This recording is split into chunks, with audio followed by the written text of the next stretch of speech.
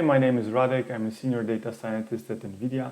And in this video, I would like to give you a brief introduction to the OTTO competition on Kaggle and also introduce you to a couple of ideas in the RecSys space. So this will be very beginner-friendly introduction, but hopefully, the ideas will be quite interesting. The concepts will be quite interesting, and actually, what we'll be looking at in this video, if we extend these ideas, we can build very powerful recommendation systems. So let's get started. The OTTO competition is sponsored by OTTO, which is the largest German online shop.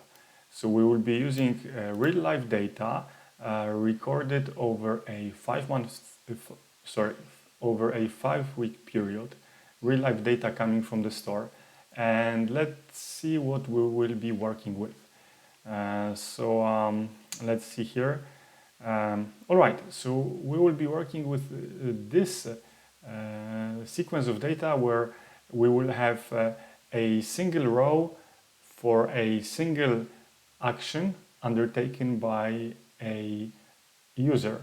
So session IDs, they track all user actions that a given user undertakes in the competition period.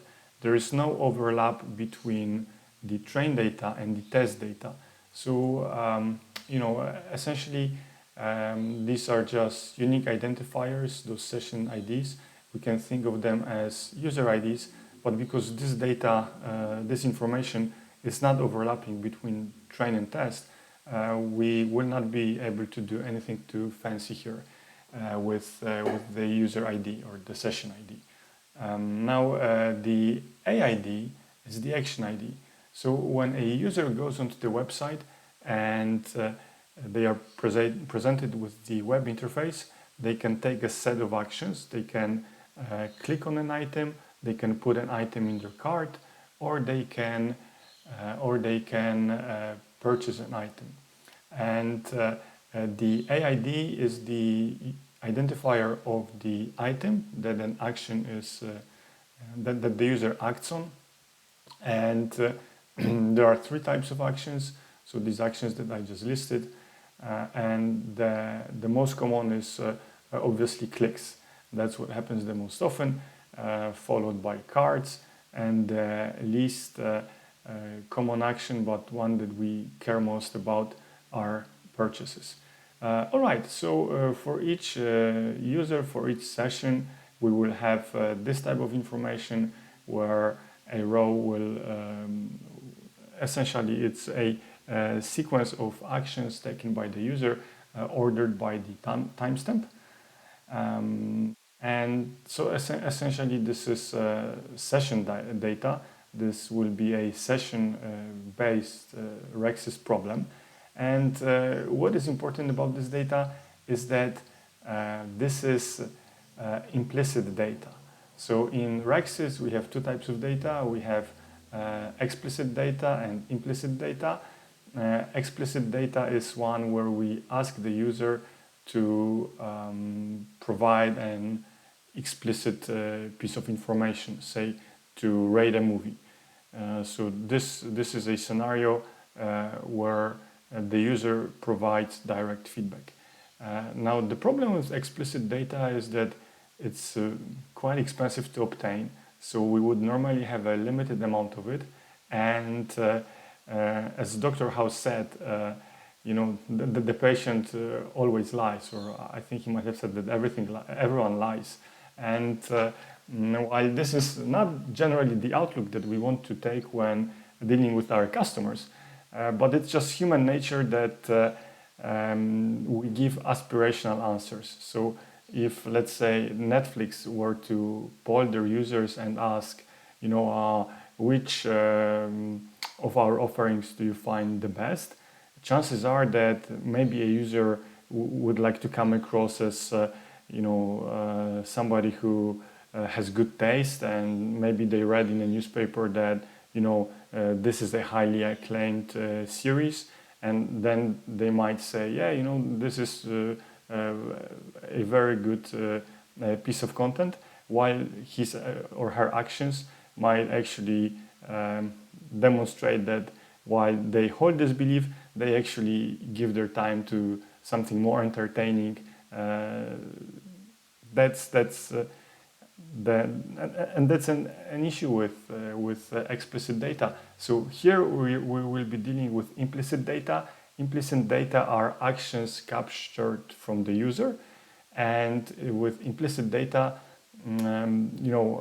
as is the case in this competition, we have vast amounts of data. We can do very interesting things with them, and the labels we can generate from the data. And this is exactly what happened here.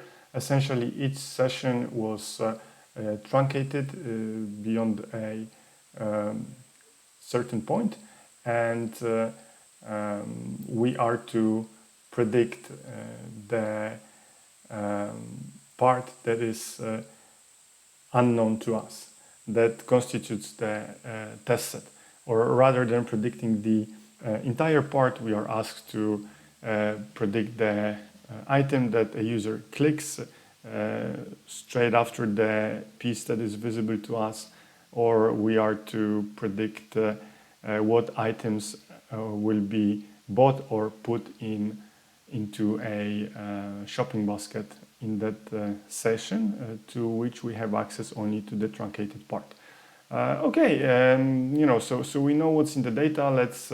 Let's now see how we can find a solution, a simple solution. Let's start with the baseline. And this is a feature of recommender systems where generally it's relatively easy to craft a good baseline. And what works very well in that context is our popularity-based rankings. So items that are generally consumed, be that tracks that are listened to, or items consumed in a purchase in a store. It's quite straightforward to get to the baseline, but to improve on top of that can be extremely challenging. But it's a challenge worth solving, because for even an incremental increase in performance, there can be huge financial gains for the company. All right, so what is the baseline that we will be using in this competition? In this competition, we will start off with just using last 20 action IDs as our prediction. So what we're saying here is that, hey, if a customer clicks on an item, they are more likely to click on that item again, and specifically, if they clicked on an item, they are quite likely to purchase that item down the road, right? That makes a lot of sense. Out of all available items, the items that were clicked before by the user, they are more likely to be purchased. And if we submit this baseline notebook, we see that it performs quite well. So we reach a score of 0.464. Now the question is, can we improve on that result? And the answer is obviously yes. So let's see what else we can do. This is a very interesting notebook that went on to be iterated upon and changed throughout the life cycle of the competition. So here in this notebook, Vladimir is saying something very interesting. Let's construct a co-visitation matrix, a co-occurrence matrix. So the idea is that if we have an AID and we collect AIDs that happened in that session before or after within such time frame, let's create pairings. And if we aggregate all the pairings, we will see which action IDs happened most commonly within the time neighborhood of a given action ID. And if we know that, then we can look at user session, the piece that we have visible, and we can use this information of, we can analyze, we can collect the AIDs that the user acted upon, and from that we can use data in our co-visitation matrix where we can query it and say, hey, for this AID in the entire data set, which is the AID that is most likely to co-occur with that AID, or specifically we can return a list of these AIDs that are most likely to co-occur of any length. And if we augment our baseline of just returning the 20 most recent action AIDs that we saw here, if we augment our baseline in situations where we don't have that much session history, where the truncated session that we are using as our input data is shorter than 20 AIDs, let's say it's 7 AIDs long. So we would take those 7 AIDs from that session, use them as our predictions, and we would then add other predictions coming from the co-visitation matrix. And in this very interesting approach, you can reach a score of 0.542. So a very big jump over our baseline. Now, this score is a composite score. Maybe in the interest of time, let's not look at this too closely here, but essentially different types of actions are weighted via a different coefficient, because what we care the most are purchases, of course.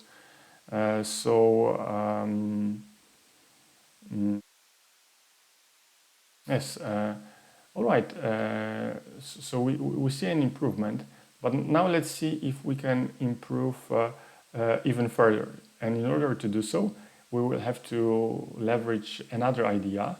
So let's see here, the candidate rerank model. And this one achieves a very good score of 0.575. Now, the best score so far in the competition, I think it's around 0.60 or 0.602 possibly. But the main thing to focus here is what is happening in this notebook. So we are taking the co-visitation matrix, but we are using its outputs to re-rank our predictions. So we are using the history. We are using the history coming from the co-visitation matrix, and we are also generating candidates using, we are using the history taken from the session, and we are generating candidates using the co-visitation matrix. However, we are also re-ranking these AIDs using scores generated here in this notebook. So what this notebook does is, it first computes the co-visitation matrix, right? But then when we go to prediction for, first of all, it will construct several different co-visitation matrices. So for instance, we will have the by-to-by co-visitation matrix, where we're not looking at all user action IDs. We're looking only at the by action IDs, and the other by actions that occur within the time neighborhood that I mentioned. But the key insight here is that we can use this information to output a score, and this is happening internally within the code here.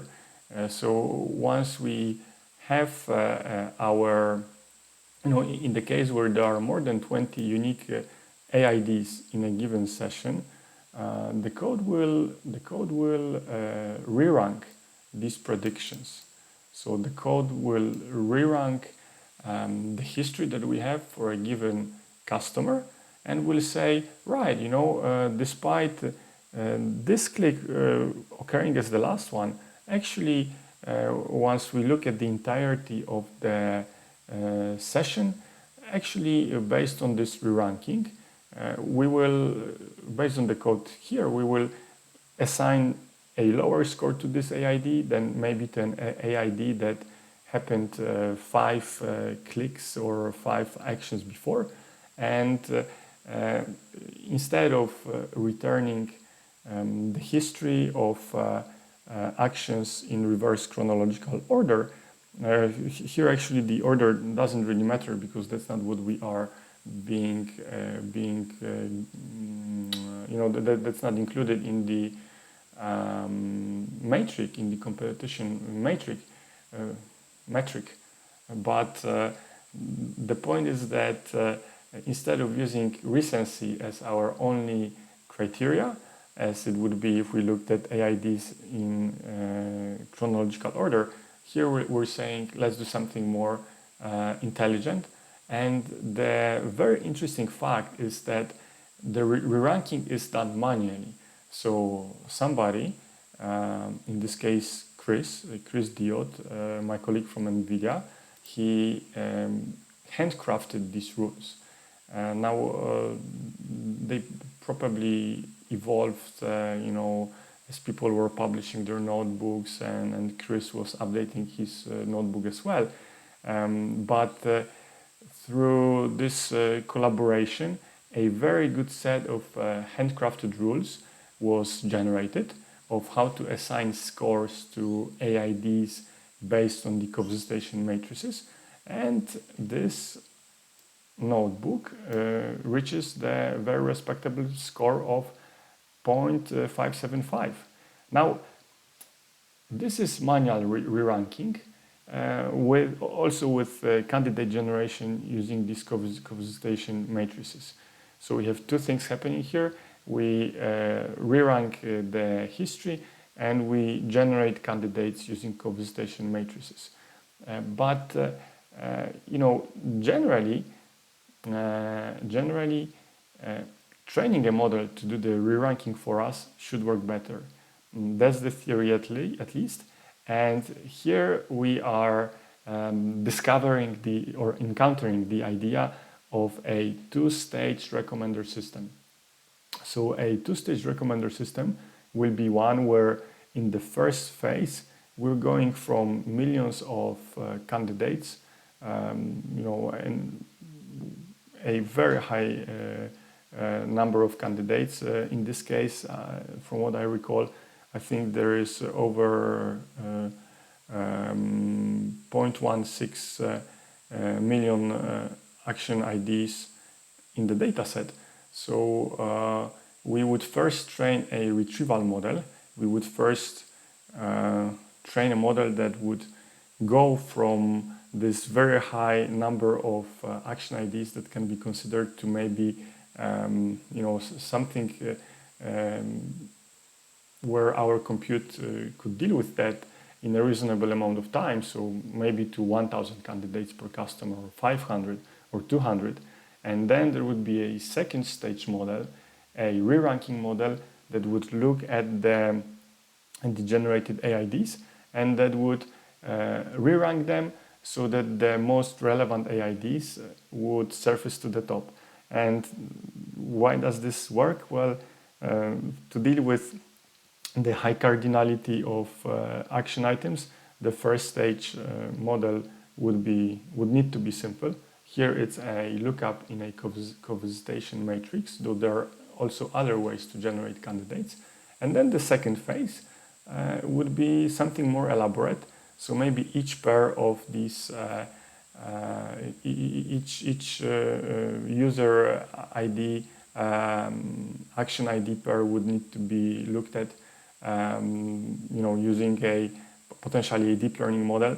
But while this can happen with 500 candidates per user, this might not be possible if we have nearly 2 million items, nearly 2 million items to consider. So the next stage is generating our candidates as before, is scoring them in a similar manner, but actually using a ranking model. And one such model is LGBM ranker. And this is something that we can look at in this notebook.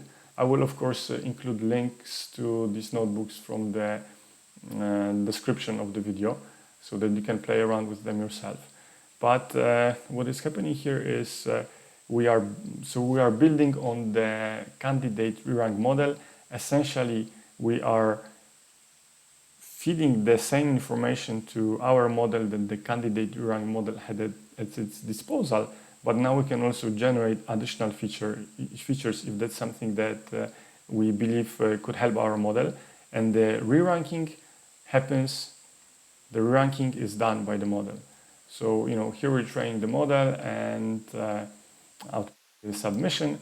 Now, this particular model, it's just a proof of concept, so it achieves a lower score, but this is likely the idea that the people at the top of the leaderboard are using right now. So, a two-stage recommender model is their likeliest approach. Of course, we will only know once the competition finishes, which will happen in 3 weeks, I believe. So we'll know more then, but fairly certain that all of the gold medal competitors, or most of them, will be leveraging this two-stage re-ranking approach. But how do we score? Action IDs, or how do we generate candidates for our ranking model? Well, the co-visitation matrix was one approach, but maybe we can do something more elaborate. And here is where word2vec enters the picture. So the word2vec model is one that came out, from what I remember, in 2011. And it revolutionized NLP, the NLP space, because it was the first practical, or the first way of training large embedding models, or not even embedding models, but the first practical approach to training embeddings for words on large data sets. With word2vec, the embeddings were just linear embeddings. It was all fairly simple. The embeddings were trained on the on the CPU, even because of essentially there being such a simple calculation to be performed. But the revolution was there. Suddenly, I'm sure you've heard this very popular example of king minus man plus woman equals queen. So when we're performing arithmetic on the embeddings, suddenly there was a lot of meaning that could be utilized for downstream tasks. And why word2vec in RecSys? Well, when we're dealing with sentences, we have a natural sequence of words, right?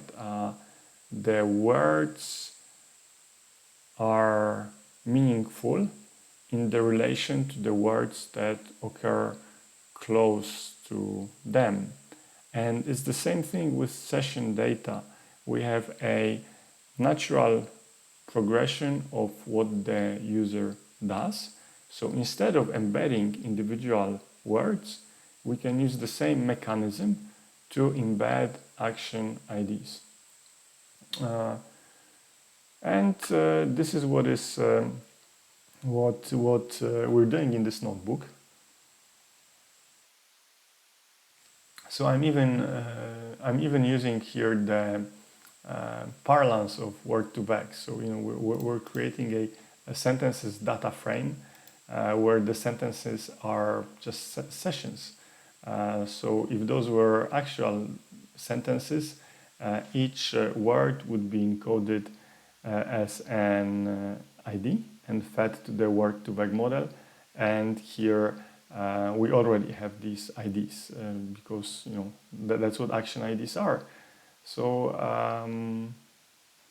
right, and once we train the word2vec model, we can do a lot of interesting things with the embeddings.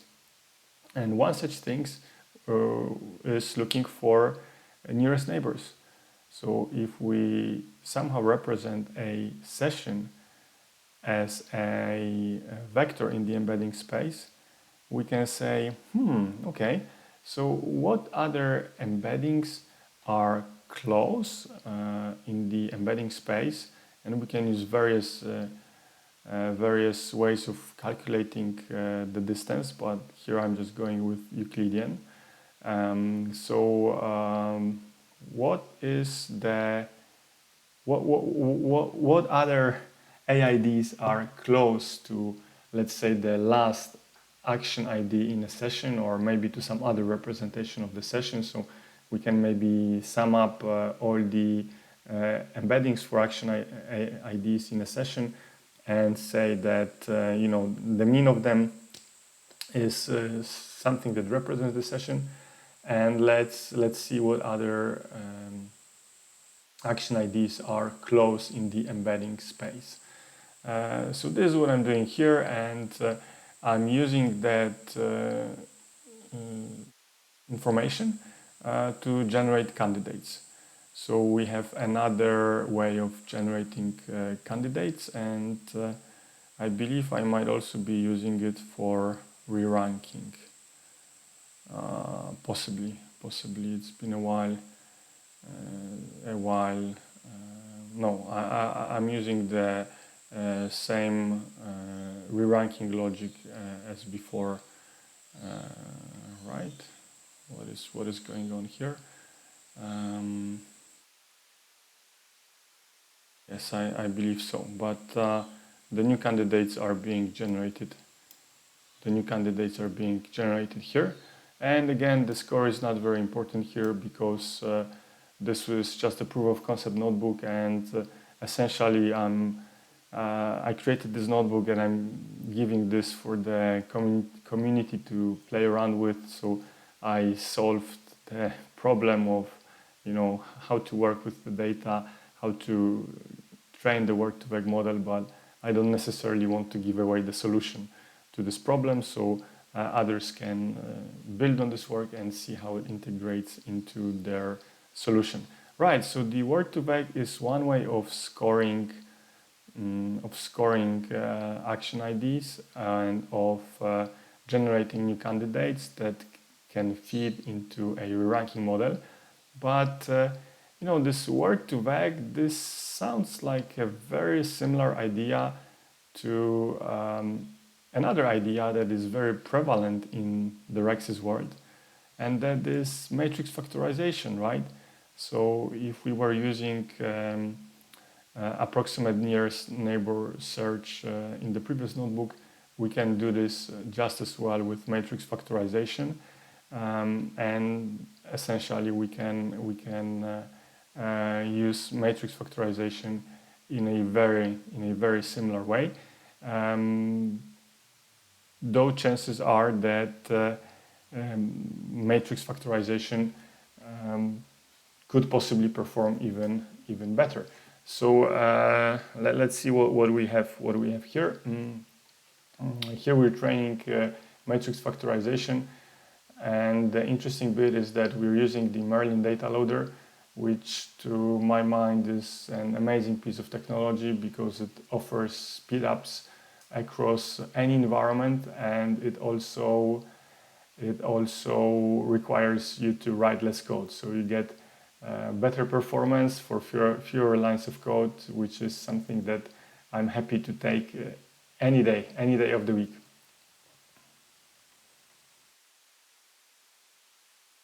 Okay, and the interesting part here is that we are training our matrix factorization model using PyTorch, right? Nothing too out of ordinary here. We're again looking for nearest neighbors, but I think it might just be. Are we using? Yes. All right. All right. So the idea is again the same. Yep. Okay. Right. The idea is the same, but what I wanted to say is that while the idea is similar to Word2Vec, you will get different scores with matrix factorization, and since this method of training is exposed here, we're not using a higher level library, we're just using PyTorch. There are various things that you can do here that potentially can introduce diversity into your model training, and it's not just a single score with matrix factorization that you can output, but maybe you can get quite creative. And once you have many such scores for a given candidate, you can feed this information to your reranking model, and hopefully the model should be able to re-rank the candidates better, here resulting in a better score in the competition, but in real life resulting in better customer satisfaction, better customer retention, and also higher revenue. Okay, this is it. Thank you so much for tuning in. I hope that you found this interesting. If you did, please like and subscribe to my channel. Like the video and subscribe to my channel, and I'll try to bring you more interesting overviews of various pieces of code and various ideas from RecSys and from machine learning in general, so that hopefully we can both learn together. Thank you so much for tuning in. Until next time, bye bye.